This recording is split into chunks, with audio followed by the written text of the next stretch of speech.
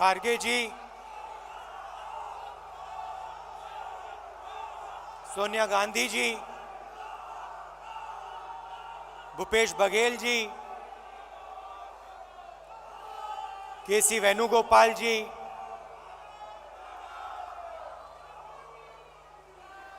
Priyanka Gandhi ji, stage पे Congress party के सब वरिष्ठ नेता, हमारे प्यारे कार्यकर्ता, भाइयों और बहनों, प्रेस के हमारे मित्रों, आप सबका यहाँ बहुत बहुत स्वागत। और जो लोग इस अधिवेशन को टेलीविजन पे अलग अलग स्टेट्स में देख रहे हैं, उनका भी मैं आज यहाँ स्वागत करता हूँ।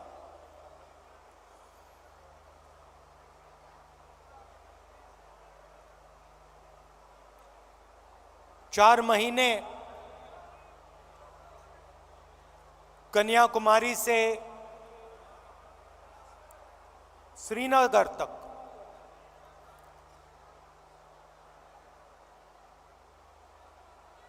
भारत जोड़ो यात्रा हमने की।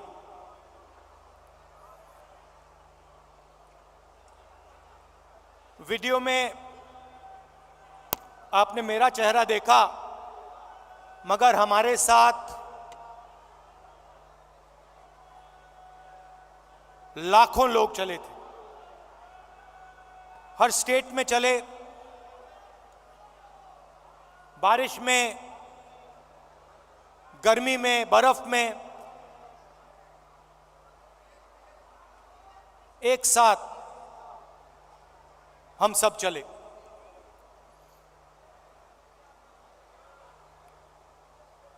बहुत कुछ सीखने को मिला। अभी जब मैं वीडियो देख रहा था, मुझे बातें याद आ रही थी।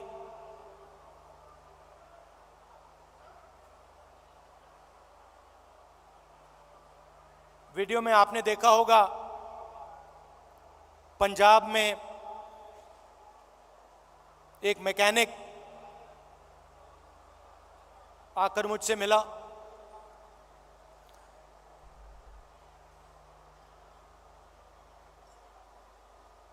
मैंने उसके हाथ पकड़े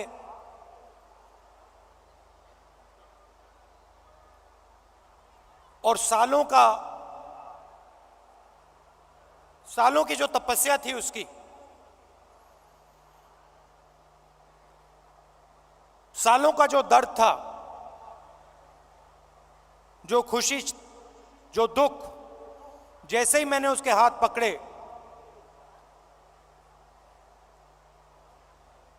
हाथों से मैंने बात पहचानी।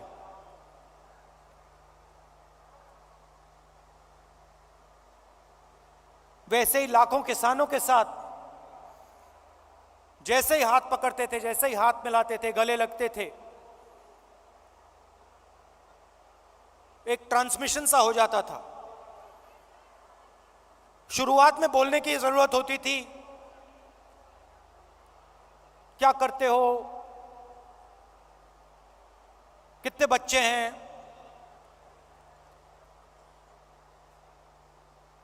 क्या मुश्किलें हैं। ये एक डेढ़ महीना चला, उसके बाद बोलने की जरूरत नहीं होती थी।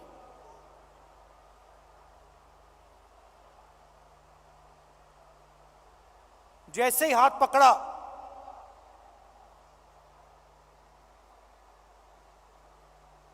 गले लगे, सन्नाटे में एक शब्द नहीं बोला जाता था, मगर जो उनका दर्द था, जो उनकी मेहनत थी, एक सेकंड में मुझे समझ आ जाती थी। और जो मैं उनसे कहना चाहता था, बिना कुछ बोले वो समझ जाते थे। अभी मैंने देखा, आपने वो बोट रेस देखी होगी केरल में।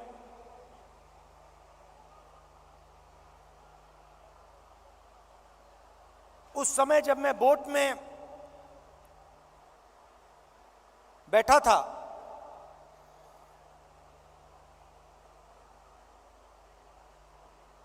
पूरी टीम के साथ मैं रोइंग कर रहा था, मेरे पैर में भयंकर दर्द था।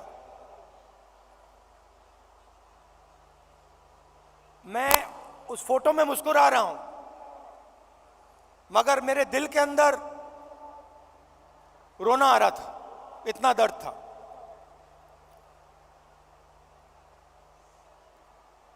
मैंने यात्रा शुरू की। काफी फिट आदमी हूं, 10-12 किलोमीटर ऐसे ही दौड़ लेता हूं। घमंड था, मैंने सोचा था 10-12 किलोमीटर चल लेता हूं तो 20-25 किलोमीटर चलने में क्या बड़ी बात है। मेरी माइंड में यह था। पुरानी इंजरी थी, कॉलेज में चोट लगी थी फुटबॉल खेलते हुए, मुझे याद है। मैं दौड़ रहा था, मेरे दोस्त ने पीछे से अड़ंगी मार दी और घुटने में चोट लगी।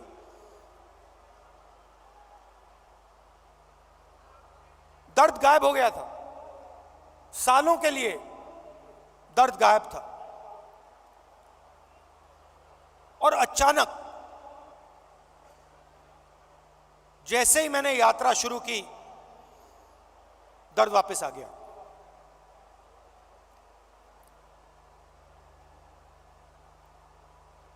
आप मेरे परिवार हो तो मैं कह सकता हूं आपसे, सुबह उठता था, सोचता था कैसे चला जाए, और फिर उसके बाद सोचता था कि भाई 25 किलोमीटर नहीं, 3,500 चलने, केरला की बात है, 3,500 किलोमीटर चलने हैं, कैसे चलूंगा।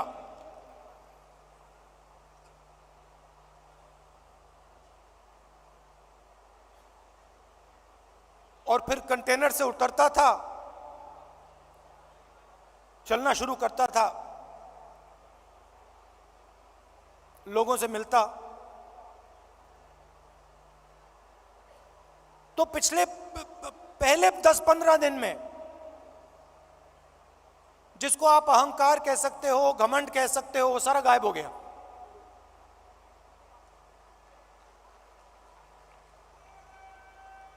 क्यों गायब हुआ?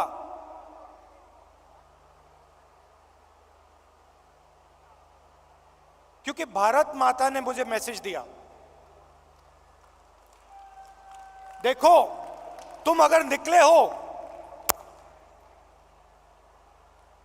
अगर कन्याकुमारी से कश्मीर चलने निकले हो, तो अपने दिल से अहंकार मिटाओ, घमंड मिटाओ, नहीं तो मत चलो। और मुझे ये बात सुननी पड़ी,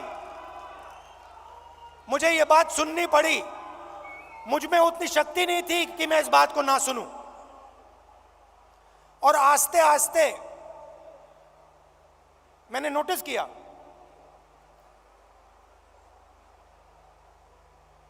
मेरी आवाज चुप होती गई। पहले किसान से मिलता था,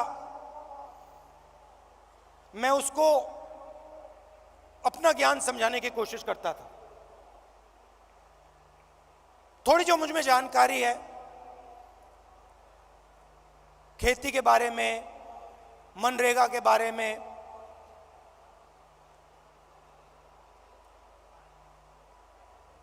फर्टिलाइजर के बारे में, मैं कहने की कोशिश करता था।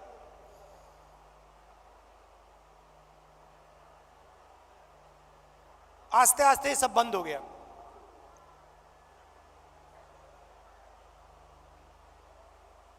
शांति सी आ गई।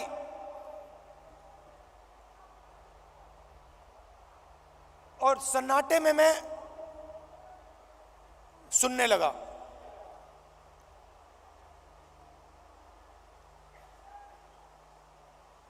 ये आस्ते आस्ते आस्ते आस्ते ये बदलाव आया। और जब मैं जम्मू कश्मीर पहुंचा,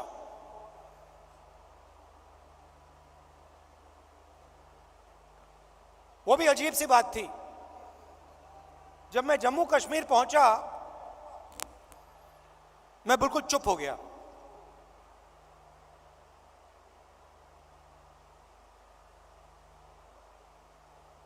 कह लो जैसे मेडिटेशन करता है प्रियंका और मैं, विपासना करते हैं, वैसी बात हो गई कि बिल्कुल चुप हो गया मैं।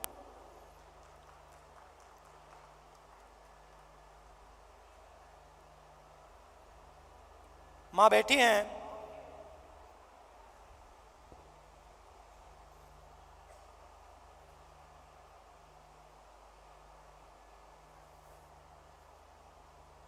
मैं छोटा सा था, 1977 की बात है।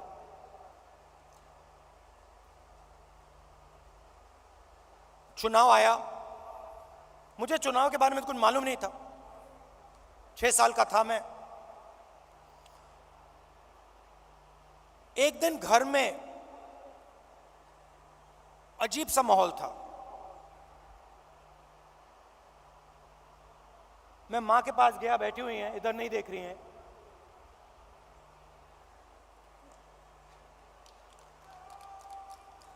मां के पास गया, मैंने मां से पूछा मम्मी क्या हुआ?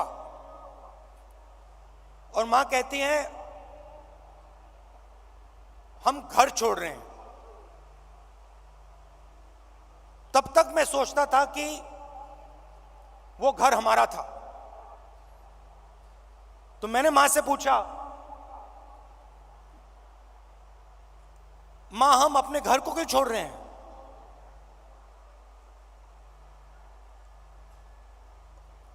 और पहली बार मां ने मुझे बताया कि राहुल ये हमारा घर नहीं है, ये सरकार का घर है और अब हमें यहां से जाना है।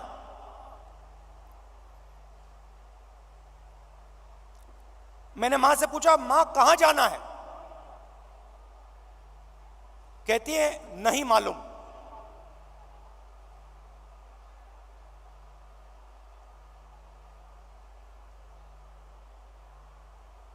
नहीं मालूम कहां जाना है। मैं हैरान हो गया। मैंने सोचा था कि वो हमारा घर था।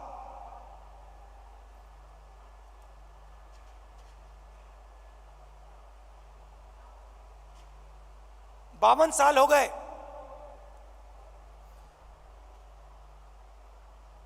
मेरे पास घर नहीं है, आज तक घर नहीं है। और हमारे परिवार का जो घर है वो इलाहाबाद में है, वो भी हमारा घर नहीं है। तो जो घर होता है उसके साथ मेरा बड़ा अजीब सा रिश्ता है। मैं 12 तुगलक लेन में रहता हूं, मगर मेरे लिए वो घर नहीं है।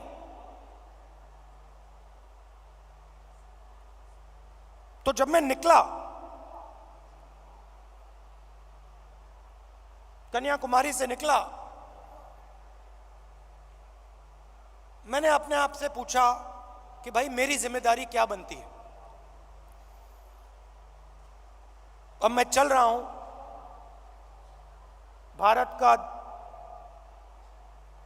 दर्शन करने निकला हूं, भारत को समझने के लिए निकला हूं। हजारों लाखों लोग चल रहे हैं, भीड़ है, मेरी क्या जिम्मेदारी है?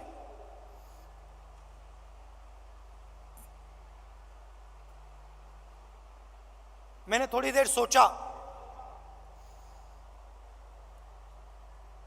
और फिर मेरे दिमाग में एक आइडिया आया।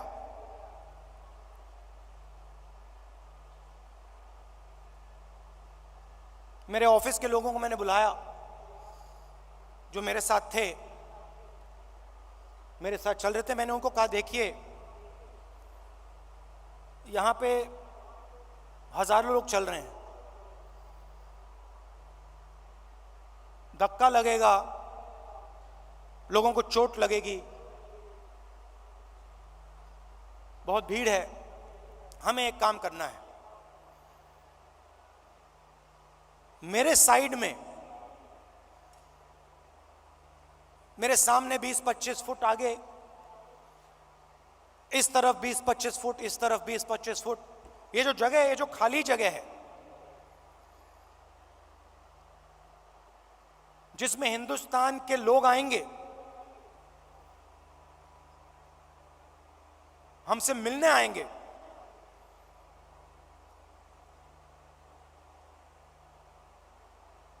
अगले 4 महीने के लिए वो हमारा घर है। मतलब ये घर हमारे साथ चलेगा। सुबह 6 बजे से शाम 7 बजे तक ये घर हमारे साथ चलेगा। और मैंने सबसे कहा देखिए इस घर में जो भी आएगा,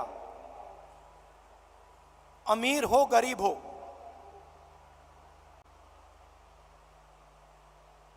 बुजुर्ग हो युवा हो बच्चा हो,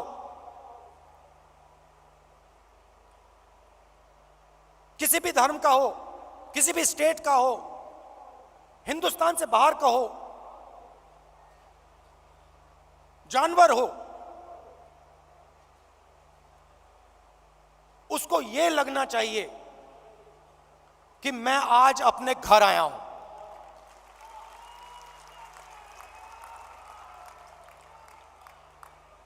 और जब वो यहां से जाए उसे लगना चाहिए कि मैं अपने घर को छोड़ के जा रहा हूं। छोटा सा आइडिया था, मगर इसकी गहराई मुझे तब नहीं समझ आई। जैसे ही मैंने यह किया,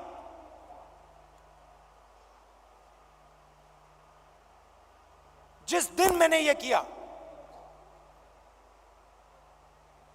उस दिन यात्रा बदल गई, जादू से बदल गई।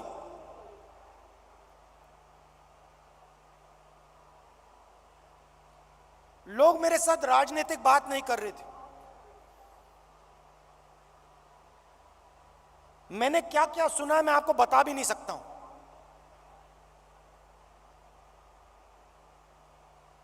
हिंदुस्तान की महिलाओं ने मुझे क्या कहा है इस देश के बारे में, मैं आपको बता नहीं सकता हूं।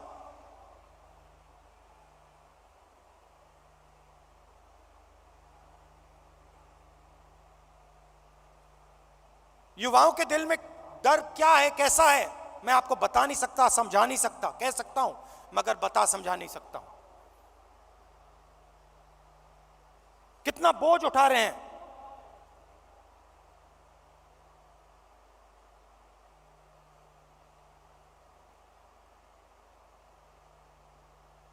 तो बिल्कुल रिश्ता बदल गया। एक उदाहरण देता हूं, पता नहीं आपने शायद नहीं देखा। चल रहे थे हम सुबह सुबह,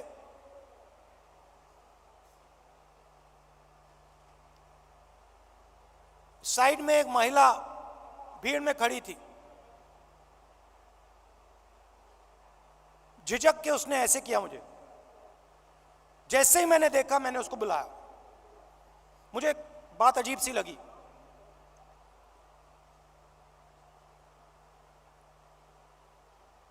मेरे पास आई, मैंने हाथ पकड़ा, मुझे एकदम मालूम पड़ गया कि कुछ ना कुछ गलत है। जैसे मैं प्रियंका का हाथ पकड़ता हूं वैसे मैंने उसका हाथ पकड़ा था, कोई फर्क नहीं।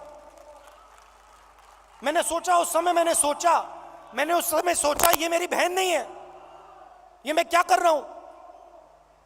जो मेरा प्यार मेरी बहन के लिए है मैं इसको कैसे दे रहा हूं? अजीब सा लगा।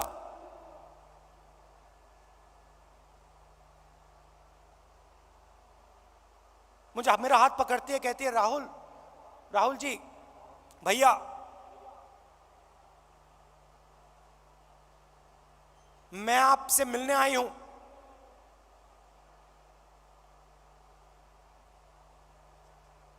क्या बात है? मेरा पति मुझे मार रहा है, पीट रहा है।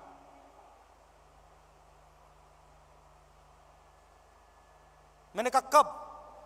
कहती है अभी अभी वो मुझे मार रहा था, मैं घर से भागी हूं आपसे मिलने। तो मैंने कहा कि पुलिस को बुलाएं। कहती है नहीं नहीं नहीं, पुलिस को नहीं बुलाइए।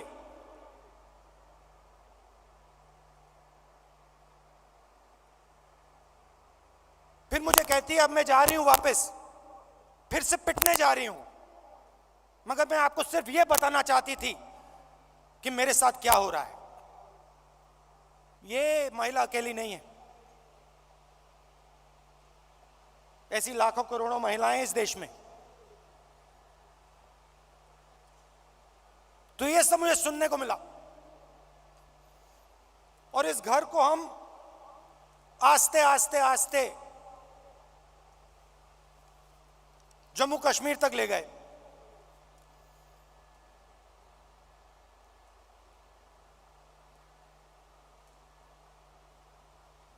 पता नहीं, शायद मेरा परिवार सालों पहले वहां से आया।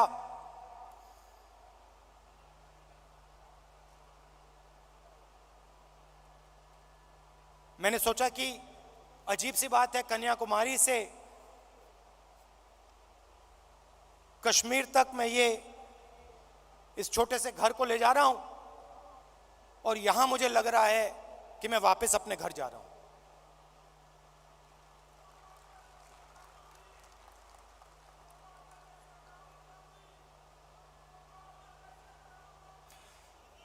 कश्मीर में हम घुसते हैं,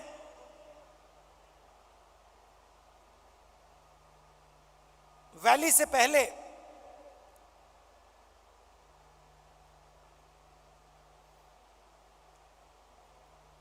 बर्फ है, धूप है,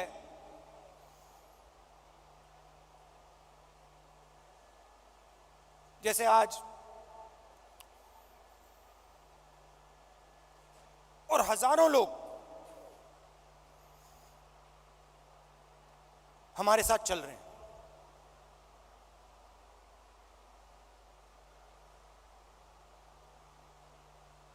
एक लड़का आता है मेरे पास, मेरे साथ चलता है और मुझसे कहता है राहुल जी, मैं आपसे एक सवाल पूछना चाहता हूं। मैंने कहा क्या? कहता है राहुल जी, जब कश्मीर के लोगों को दुख होता है, जब हमारे दिल में चोट लगती है,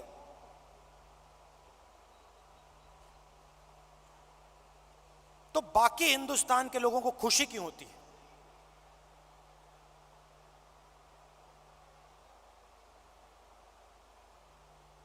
मैंने कहा गलतफहमी में हो,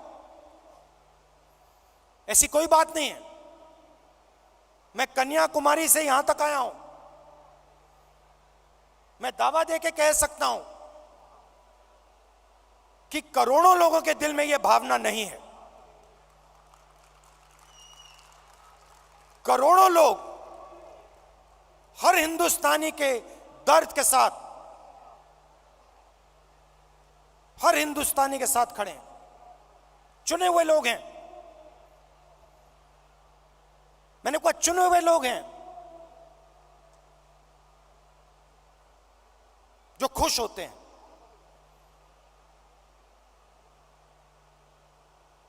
हजारों में होंगे, मगर हिंदुस्तान में करोड़ों लोग हैं। मेरी आंख में आंख मिलाता है, कहता है राहुल जी, आज आपने मुझे बहुत खुश कर दिया। आपने मुझे बहुत खुश कर दिया।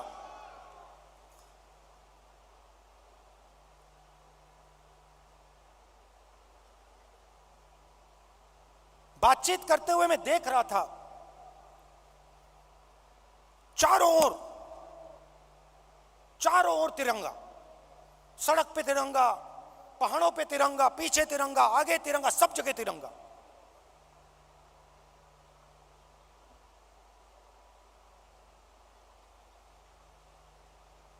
फिर हम वैली में घुसे। वैली में घुसते हैं,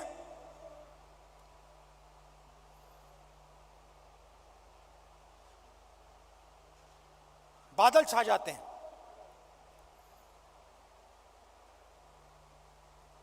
धूप गायब हो जाती है, और जैसे ही हम घुसते हैं, पुलिस वालों ने हमें कहा था कि 2000 लोग आएंगे। मेरे सिक्योरिटी वालों ने सोचा था 2000 लोग आएंगे। जैसे ही हम घुसते हैं, वहां पे 40,000 लोग खड़े।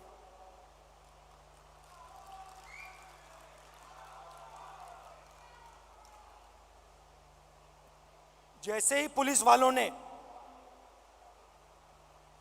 40,000 लोगों को देखा, रस्सी छोड़ के भाग गए। हम देख रहे हैं, जिसको रोप पार्टी कहते हैं, वो सब गायब हो गई।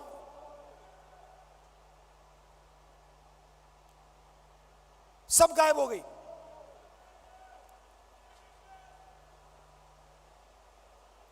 मैं देख रहा था,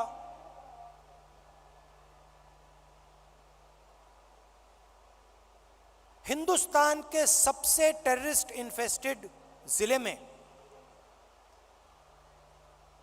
जहां भी आप देखो, तिरंगा तिरंगा तिरंगा तिरंगा तिरंगा, सब जगह।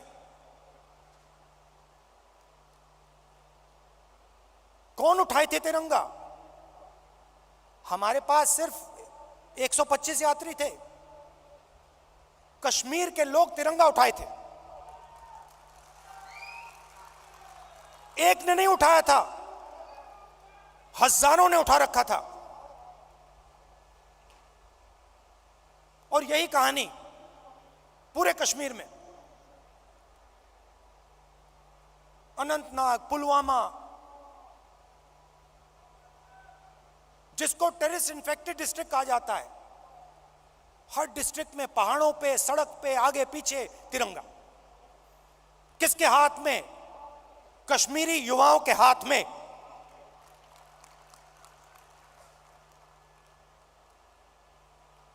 सीआरपीएफ के लोग मुझसे कह रहे, भैया ये तो हमने कभी जिंदगी में नहीं देखा, ये क्या हो गया?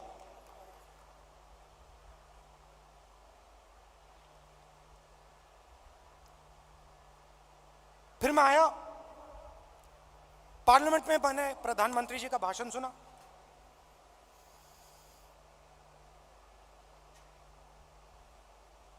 कहते हैं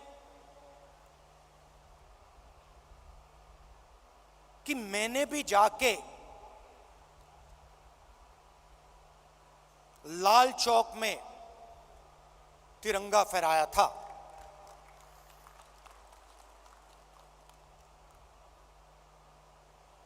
मैं सुन रहा था, मैंने सोचा, देखिए, हिंदुस्तान के प्रधानमंत्री को बात समझ नहीं आई, बात समझ नहीं आई।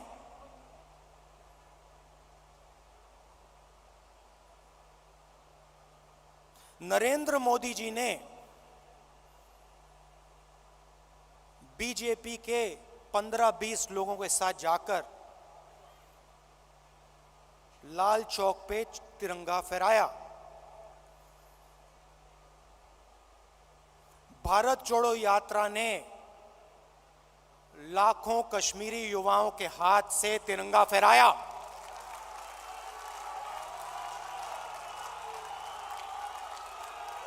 प्रधानमंत्री को फर्क नहीं समझ आया। हमने हिंदुस्तान की भावना, इस झंडे की भावना जम्मू कश्मीर के युवाओं के अंदर डाल दी। आपने अपने झंडे की भावना जम्मू कश्मीर के युवाओं से छीन ली। यह फर्क है हम में और आप में।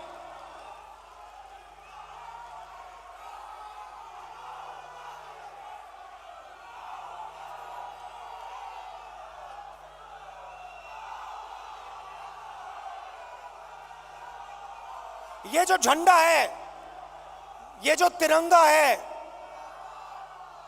ये दिल की भावना है, ये दिल के अंदर से आती है।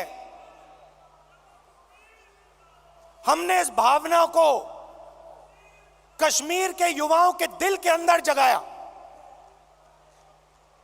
हमने उनसे नहीं कहा कि भैया तुम्हें तिरंगा लहराना है, तुम्हें तिरंगा उठा के चलना है, नहीं, किसी से नहीं कहा। अपने आप आए, हजारों लाखों आए और अपने हाथ में तिरंगा उठा के चले। क्यों चले? मैं आपको बताता हूं।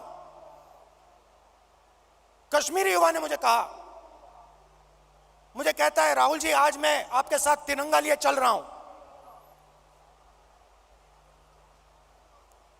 जानते हो क्यों? मैंने कहा क्यों? कहते क्योंकि आपने हम पर और मुझ पर भरोसा किया है। आपने अपना दिल हमारे लिए खोला है और हम अपना दिल आपके लिए खोलेंगे।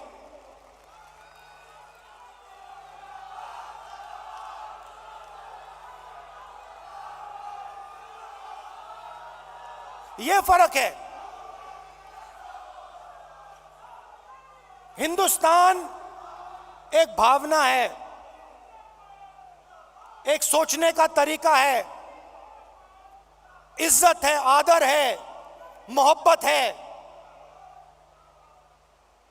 और ये जो झंडा है, जो तिरंगा है, इसका इस भावना का ये चिन्ह है। और भारत जोड़ो यात्रा ने इस भावना को पूरे देश में फैलाया है। और यह काम राहुल गांधी ने नहीं किया है, यह काम कांग्रेस के कार्यकर्ता ने किया है, कांग्रेस के नेताओं ने किया है, हिंदुस्तान की जनता ने किया है।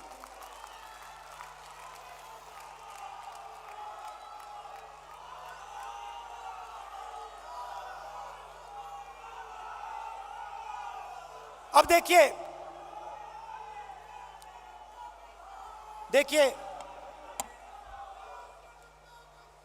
सरकार की सोच के बारे में आज आपको बताना चाहता हूं।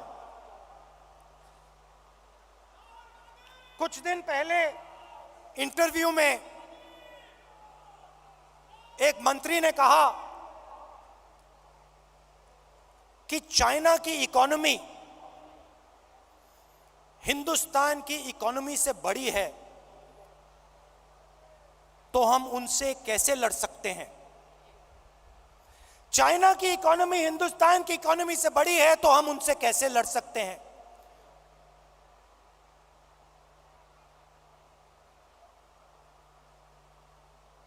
जब अंग्रेज हम पर राज करते थे, क्या उनकी इकोनॉमी हमारी इकोनॉमी से छोटी थी?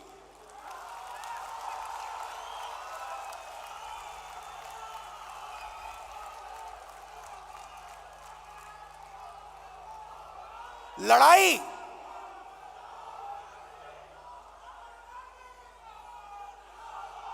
इसका मतलब जो आपसे शक्तिमान है उससे आप लड़ो ही मत, जो आपसे कमजोर है उसी से लड़ो।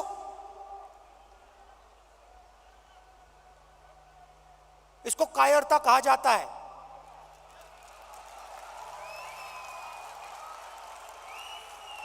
सावरकर की विचारधारा अगर जो आपके सामने आपसे तगड़ा है, मजबूत है, तो उसके सामने अपना सिर झुका दो, मत्था टेक दो। हिंदुस्तान के मंत्री कह रहे हैं, हिंदुस्तान का मंत्री चाइना से कह रहा है कि आपकी इकोनॉमी हमसे बड़ी है, तो हम आपके सामने खड़े नहीं हो सकते हैं। इसको क्या नेशनलिज्म कहते हैं? इसको देशभक्ति कहते हैं क्या? ये कौन सी देशभक्ति है? ये कौन सी देशभक्ति है? जो आपसे कमजोर है उसको आप मारो, और जो आपसे मजबूत है उसके सामने आप झुक जाओ। शब्द है इसके लिए। महात्मा गांधी कहते थे, सत्याग्रह की बात करते थे। सत्याग्रह का मतलब, सत्याग्रह का मतलब सत्ता के रास्ते को कभी मत छोड़ो, सॉरी, सत्य के रास्ते को कभी मत छोड़ो। इनके लिए एक नया शब्द है आरएसएस बीजेपी वालों के लिए, हम है सत्याग्राही, वो है सत्ताग्राही। ये सत्ता के लिए कुछ भी कर लेंगे, ये किसी से भी मिल जाएंगे, किसी के सामने झुक जाएंगे सत्ता के लिए। ये इनकी सच्चाई है। आखिरी बात, और मुझे बात समझ नहीं आई, पार्लियामेंट हाउस में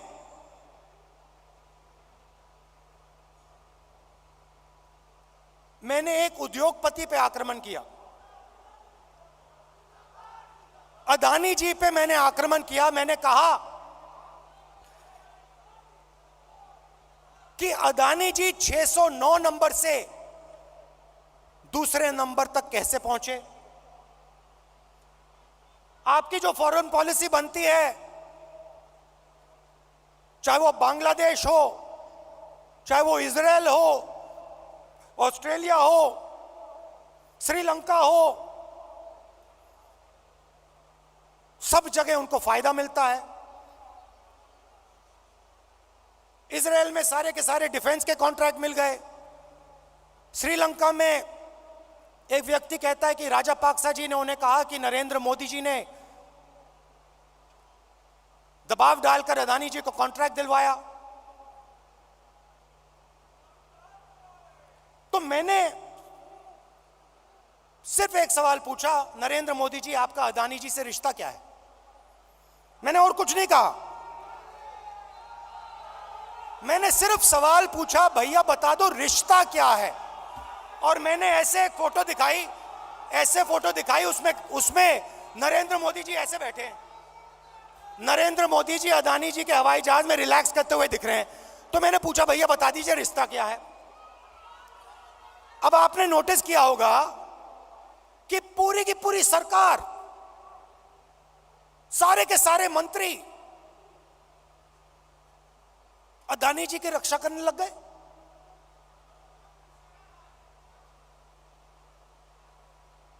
अदानी जी की रक्षा करने लग गए। कहते हैं जो अदानी जी पे आक्रमण करता है वो देशद्रोही है।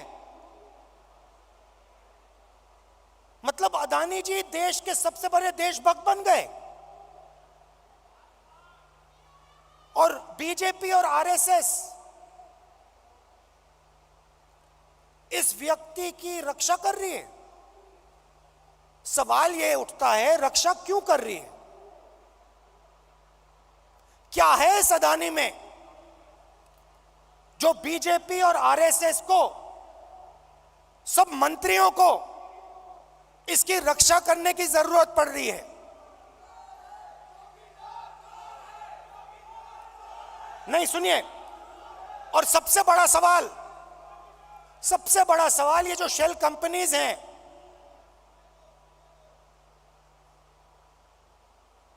जो हजारों करोड़ रुपया हिंदुस्तान भेज रही हैं, ये किसकी हैं? इसमें किसका पैसा है? अदानी जी डिफेंस इंडस्ट्री में काम करते हैं, डिफेंस इंडस्ट्री में काम करते हैं, और हिंदुस्तान की सरकार को यह भी नहीं मालूम कि अदानी जी की शेल कंपनी है बाहर। इसमें इन्वेस्टिगेशन क्यों नहीं हो रहा? जेपीसी क्यों नहीं हो रही? डिफेंस का मामला है, देश की रक्षा का मामला है, पता तो लगाना चाहिए ये पैसा किसका है, शेल कंपनीज किसकी हैं, मगर नहीं।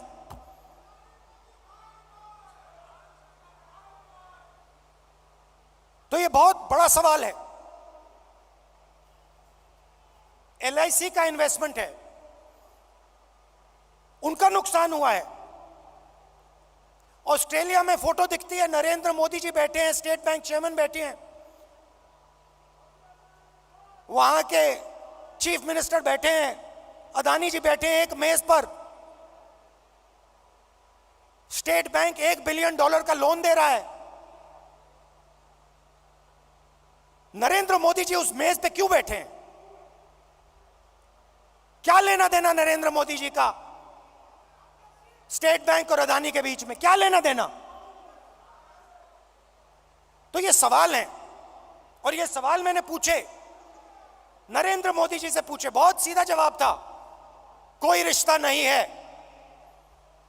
सिंपल सा जवाब था।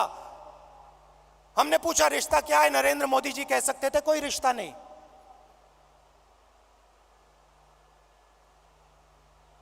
मगर रिश्ता है।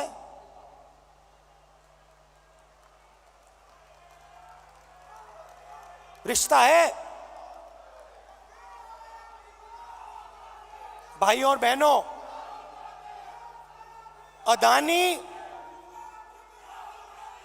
अदानी जी और मोदी जी एक हैं।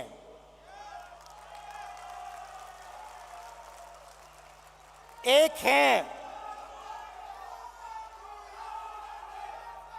और देश का पूरा धन एक व्यक्ति के हाथ में जा रहा है। Airports, ports, defence, infrastructure, storage, agricultural storage, सेब, हिमाचल प्रदेश में सेब, कश्मीर में सेब, पूरा का पूरा धन एक व्यक्ति के हाथ में जा रहा है। और जब हम प्रधानमंत्री से पूछते हैं ये 609 से 2 कैसे पहुंचा, बस ये बता दीजिए रिश्ता क्या है, हमारी पूरी की पूरी स्पीच एक्सपंज हो जाती है। खारगे जी की पूरी स्पीच एक्सपंज हो जाती है। अदानी जी के बारे में हिंदुस्तान के पार्लियामेंट हाउस में सवाल नहीं पूछा जा सकता है। हम पूछेंगे, एक बार नहीं, हजारों बार पूछेंगे, रुकेंगे नहीं। जब तक सच्चाई नहीं निकलेगी, अदानी जी की सच्चाई नहीं निकलेगी, तब तक हम नहीं रुकेंगे।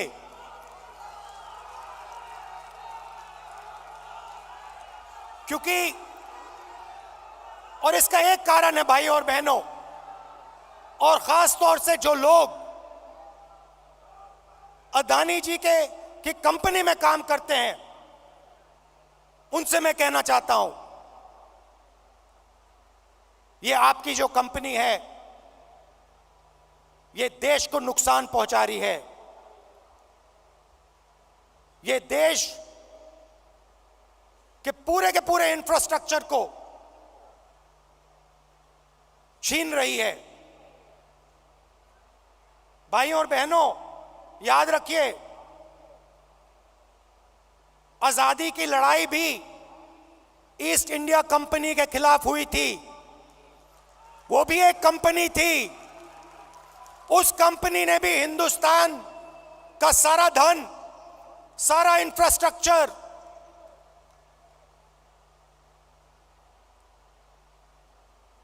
पोर्ट्स, सारा का सारा उठा लिया था। इतिहास रिपीट हो रहा है। इतिहास रिपीट हो रहा है।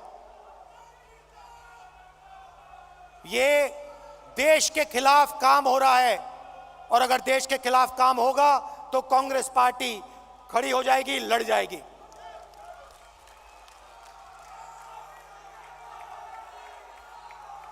आखिरी बात कहना चाहता हूं, देखिए, यह पार्टी तपस्वियों की पार्टी है। यह पुजारियों की पार्टी नहीं है। यह तपस्वियों की पार्टी है। यह तपस्या की पार्टी है। और आपने देखा छोटी सी तपस्या की, 4 महीने की तपस्या की, और आपने देखा कांग्रेस पार्टी में कैसी जान आई, कांग्रेस पार्टी के कार्यकर्ता में कैसी जान आई, देश में कैसी जान आई। तपस्या बंद नहीं होनी चाहिए।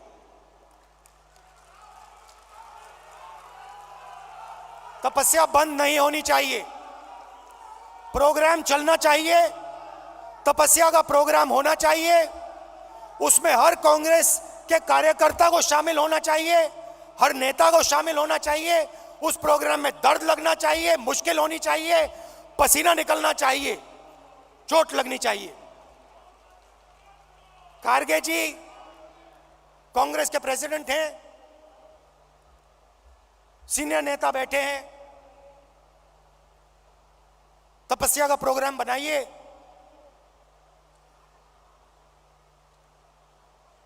हम सब मिलकर तपस्या में शामिल होंगे, अपना खून अपना पसीना इस देश को देंगे। और जैसे मैं आपको गारंटी देता हूं, जैसे ही हम तपस्या में खड़े हो जाएंगे, पूरा का पूरा हिंदुस्तान हमारे साथ तपस्या में खड़ा हो जाएगा, क्योंकि यह देश तपस्वियों का है।